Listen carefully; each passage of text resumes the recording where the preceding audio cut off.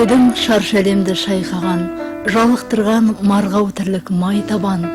Дүниеге дүрбі салып отырып, дидарыңды Құдай сенің байқаған. Естідің бе сен шырқаған сонша әнді? Топасы жоқ топас тобыр томсарды, пернесінде періштесі сайраған, күйші Құдай домбыраға қол салды.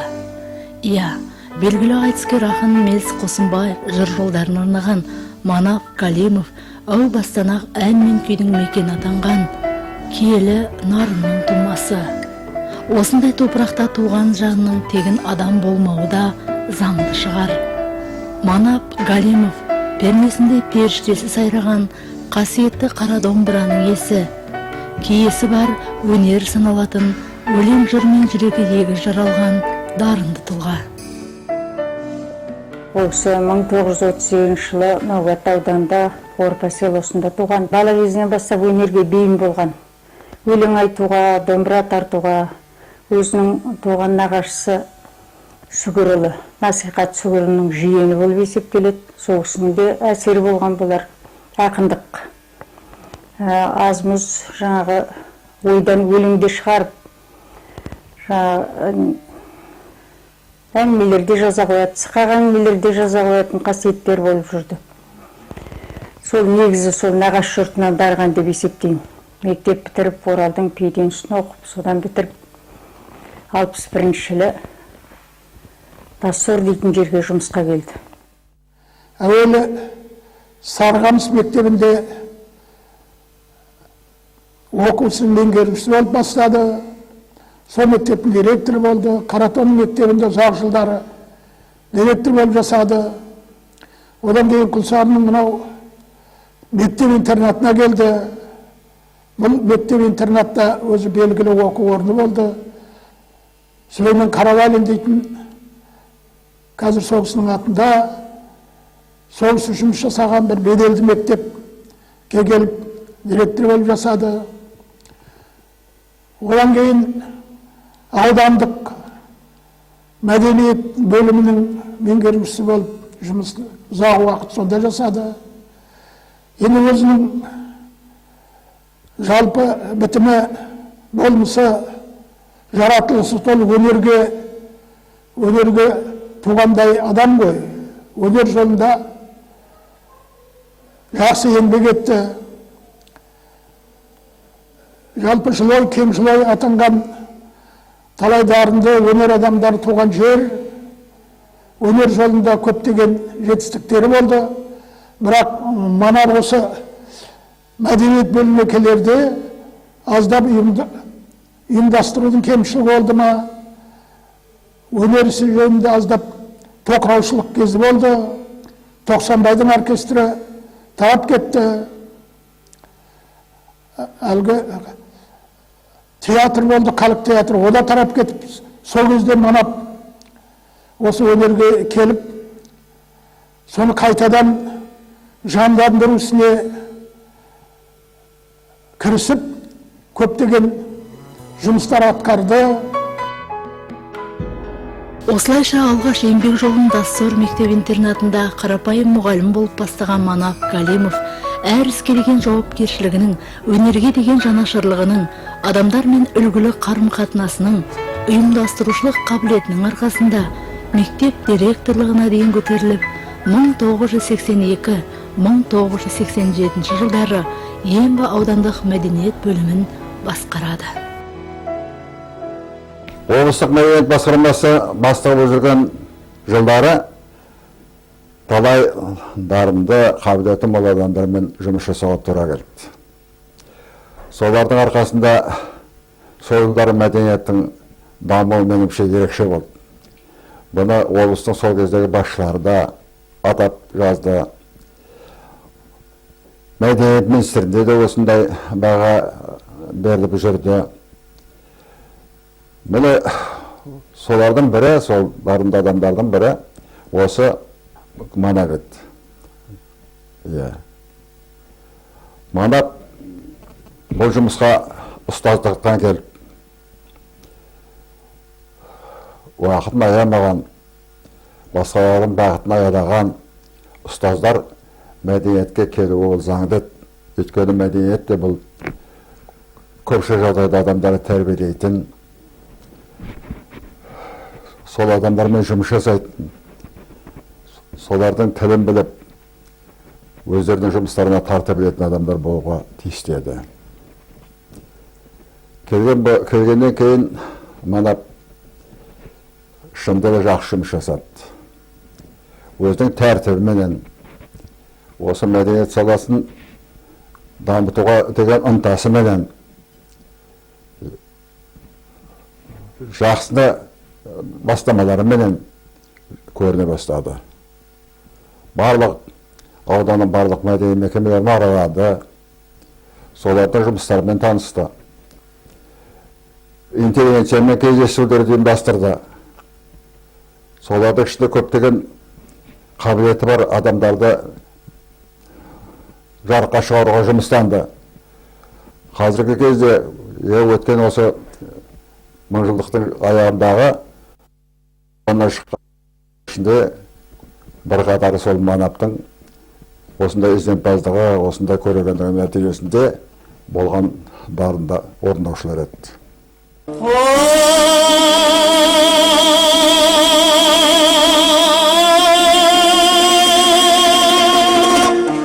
Söyle dese қалай, қауманнан неге қашайын, тілдің айын танысып, таңдайыңа қатайын, қансандағы дәмін ал, дәмсізді неге айтайын, итарқан қозып келгенде, түпсіз дария суын, қара жердей басайын, қара жерде желгенде, жотала жасайын, сары жатық сардала, сары изенін жапырып, түбегіне тақайын, ойтам жерді дөңкіріп, биікте қызды жен қылып, топырағын шашайын, санамады сан жерге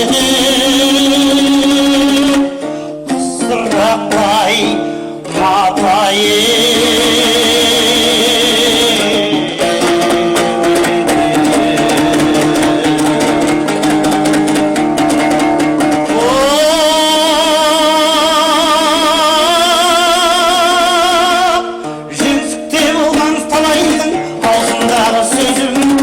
Шақса арымас, жылқыдағы досым, аңсап шөлдеп келгенде, бетте тұнып өлімін, ерегесіп келгенде, үнтігіне үмілген, мен бір көк жалғырмын, суға да салып сорғын сон болаттың өзіме.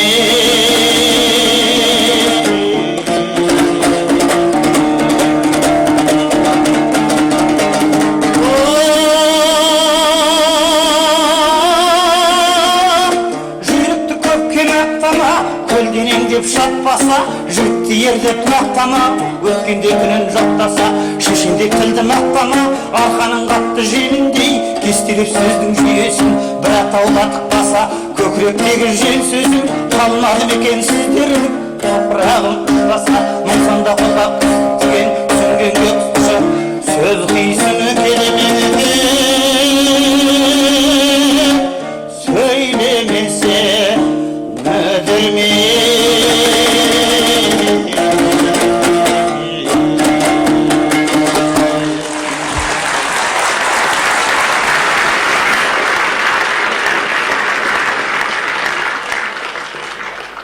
Жалпы бітімі болмысы, жаратылысы толы өнерге туғандай адам ғой. Өнер жолында жақсы еңбек етті. Жалпы Жылой, Кең Жылой атанған талай дарынды өнер адамдары туған жер, өнер жолында көптеген жетістіктері болды. Бірақ Манап осы мәдениет бөлмекелерде аздап ұйымдастырудың кемшілігі болды ма, өнер жөнінде аздап тоқыраушылық кезі болды. Тоқсанбайдың оркестрі тарап кетті. Әлгі театр болды, халық театры, ода тарап кетіп, сол кезде Манап осы өнерге келіп, соны қайтадан жандандыру ісіне кірісіп, көптеген жұмыстар атқарды. Екінші буын жастарды тартты өнер жолына, оркестрді құрды қайтадан. Бұл арада айта кететін Манап осы оркестрді ұйымдастырып, Алматыға алып барды. О кезде Алматыға барып, мына телевизор о кезде мұндай дамымаған, сол кезде телевизорға түсіріп, олардың өнерлерін бүкіл республика паш етті.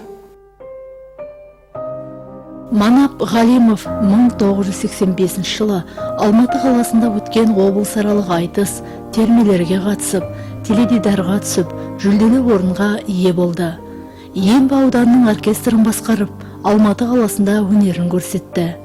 Ембі аудандық мәдениет бөлімінің облыстық халық депутаттарының облыстық советінің грамоталарымен марапатталды. Еңбек ардагері, ерлік еңбек үшін Лениннің туғанына 100 жыл толу құрметіне, Ұлы Отан соғысына 40 жыл медальдарымен, социалистік жарыстың жеңімпазы белгісімен, бүкіл одақтық фестивальдің лауреаты дипломымен марапатталды. Қазақ ССР халық ағартусының озық қызметкері атанды. Бұл Манап Ғалимовтың еңбегінің еленгені еді. Сонымен ұстаз, тәлімгер, сазгер әнші, термеші Манап ағаның есімін, оның қоңыраулата салған қоңыр әуенін, сыбызғы үнін білмейтіндер кем дегем. Оның мол мұрасы бүгінгі және ертеңгі ұрпақтың еншісінде. Манап әсіресе Абайдың әндерін қатты ұнататын, соны нақышына келтіріп орындайтын. Атырауда жаңағы ақпаратта жұмыс жасайтын жолдастары талай газетке де жазып жүрді, қалай орындайтын, соған өзінің бейімділігін бәрінде жазып көрсетіп жүретін еді. Өзі қандай әнді ұнатады, соны айтатын еді кезінде. Ақжайық дейтін әндерді, әлгі жағаңнан келіп су алсам дейтін ән бар ғой, сол әндерді жақсы орындайтын еді. Манап салмақты,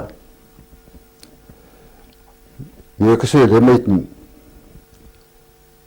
берген уәдесіне берік, тапсырманы орындауға толық сенім артатын кадрлердің бірі болды.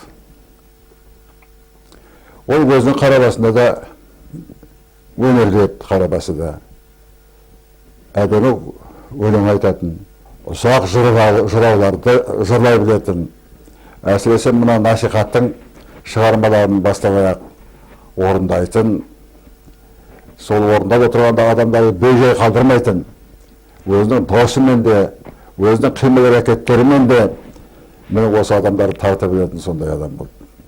Сондықтан мен ол Манаптың өзінің қарабасы да басқа осы мәдениет саласындағы адамдарға үлгі болатындай дәрежеде болды деп айта аламын. Жаратқанның пешенесіне жазған мөлшерлі ғұмырының көп бөлігін халықты тәрбиелеудің кепілі болып саналар өнер, білім жолындағы игілікті іске арнаған Манап Ғалимовтың өзі де өнерден құралақан еместі. Сұлуларға деген сезімін жырмен өріп, кештердің сәнін домбыраның күмбірімен көркемдеген Адайдың дүлдүл ақыны, Сүгірұлы насихаттың жиені бала кезінен ақ өнерге құштар еді. Бұл кісінің жаратылысының, яғни рухани жаратылысының сыры неде деген келетін болсақ, шежіреде шертілгендей насихат Сүгірұлы нағашы атасы, яғни сол Сүгірдің қыздары болып есептелетін Мағиса деген әжесі осы кісінің ақ бесігін өлең жырмен тербеткен, яғни өнеріміздің киесін құтын қондырған үлкен санаткерлердің бірі деп айтуға болады. Мектепте екеуміз бір партада қатар отыратынбыз. Мұғалімдердің сүйікті оқушыларының бірі болдық. Дегенмен жастық, балалық кездегі кейбір тәртіпсіздіктеріміз үшін екеуміз бірдей сөгіс алатынбыз, ескертіп алатынбыз. Бірақ мұғалімдер әр уақытта біздің оқуда үздік әрі алғыр қасиеттерімізді бағалады. Өлең кітаптарды, жырларды көп оқитын, жатқан айтатын. Домбырамен салғанда құлағыңның құрышын қандыратын. Ол 8-9 класстарда сахнада талай шығып ән салып жүрді. Оның бір жақсы қасиеті әр уақытта ойына келген пікірін, ойын бүкпей тура бетін айтатын. Манап ағамыз өмірінің соңғы сәтіне дейін жан сырын бөліскен жары, ұрпағының анасы Зері бабаймен танысуының өзі үлкен тағылым дерсіз. Мен Атыраудың пединститутын бітіріп, Жолдасұрға жұмысқа келдім. Сол жерде аудан басшылары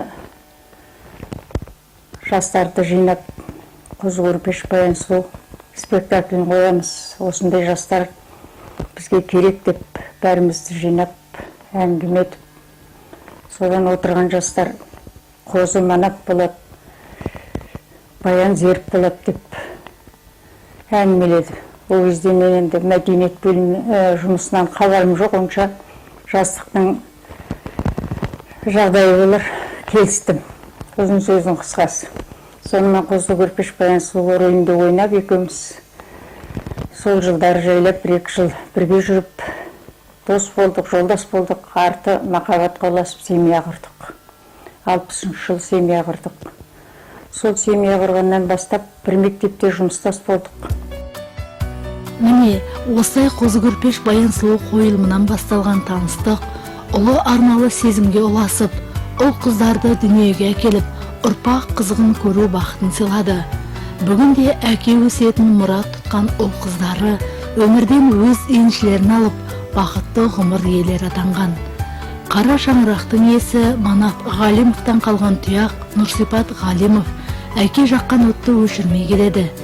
Атасының өзін көрмесе де, өсиетін құлағына құйып өсіп келе жатқан кішкентай Айдана киелі шаңырақтан домбыра үнінің үзілмейтініне көзімізді жеткізгендей.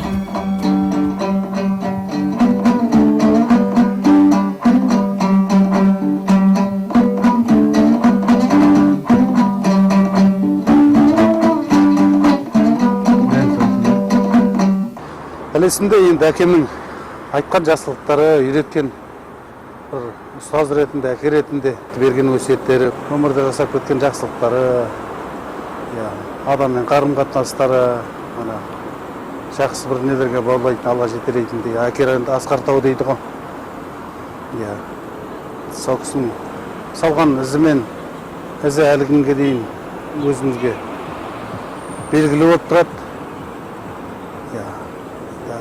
Артынан қалған ұрпақтарына да соның өнері дарып, өлеңдерін айтып, сол кісінің домбырасын тартып, оқытқан оқушылары әр күн кездескен сайын әкеміздің жақсы жасаған нелерін айтып отырады. Қазақта айтады, әкең өлсе де әкең көрген өлмесін дейді. Сол әкемді көрген үлкен кісілер, ағаларымыз, апаларымыз, әкелеріміздің жақсы, әкеміздің жақсы әңгімесін айтып отырады осы күнге дейін. Соның бәрі әкеміздің жасаған жақсылықтарын өшпейтіндігі, бізге салып берген ізі, артында қалдырған ұрпағына бірталай тәжірибе береді деп ойлаймын. Оның шешендігі, топ бастайтын көсемдігі, торқалы той, топырақты өлімде, қай кезде де оның жүрген жерін ұйымдастыру қабілеті ашылып көрініп тұратын. Ауданға көптеген қонақтар келіп тұрады қай кезде де. Оларды ауданменен таныстыру керек, ауданның жақсы өндіріс орындарыменен, еңбек ардагерлеріменен, соғыс ардагерлеріменен таныстырып жүріп, осы салада да оның еткен еңбегі көп. Ал қарапайым өмірде де, дастархан басында да оның мінезінің ерекшелігін көріп жүрдік. Өте жақсы, бауырмал, мына өнер адамдарын бір көргеннен аңғарып қалатын. Қайдан білетін білмейміз. Сонымен танысып, қайда сонымен жолдас болып, сырлас болып, араласып, кілең сөйтіп кететін. Манап Ғалимов саналы ғұмырында халық үшін еңбек етіп, қазақ өнерінің ұлтымыздың мәйегі болып саналатын ауыл мәдениетінің қадір-қасиетін ту қылып жүріп, дер кезінде дарындылардың да рухани өсіп өркендеуіне азаматтық тұрғыдан қолдау көрсете білді. Тәлімді ұрпақ тәрбиеледі. Осындай ізі сайрап жатқанда Манап Ғалимовтың есімі арсыз ажал басына ай қойса да өшпек емес.